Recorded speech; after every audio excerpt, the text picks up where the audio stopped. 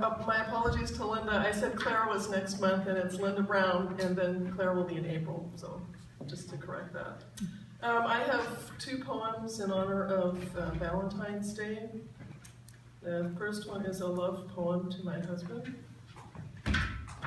and this goes with it. And the picture is titled Wishful Thinking, but the poem is Yes, I'll Still Love You When You're Bald. Even now, and also for those of you who've heard this before, I apologize, I haven't written anything new for a little while in terms of poetry. So, yes, I'll still love you when you're bald. Even now at 55, you've half the hair you did, sweetheart, when I married you when you were just a kid. Half the hair, but twice the man. You've even grown a beard. Your locks have moved from top to chin. Don't you think that's weird? Now every day you have to shave, removing excess fuzz. You wish it would grow back upstairs just the way it was. Each time you check the mirror, you lament your dwindling crop. Do you think I'd love you more if you glued it back on top?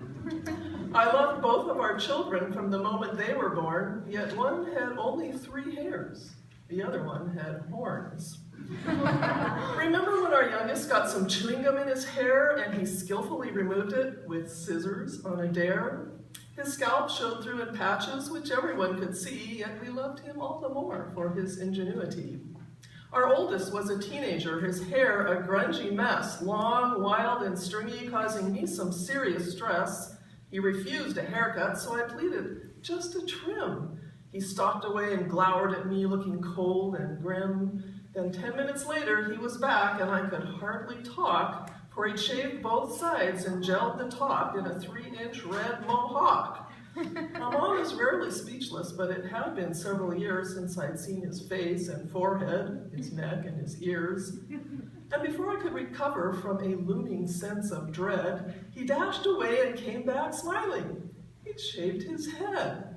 And all the while, short or long, trimmed or in a fro, our love for them was constant and always will be so. Hair really doesn't matter, it's the person that's inside. And furthermore, comb-overs aren't dignified. And just about the time that men's hair starts to disappear, don't women lose their hormones and get hairier every year?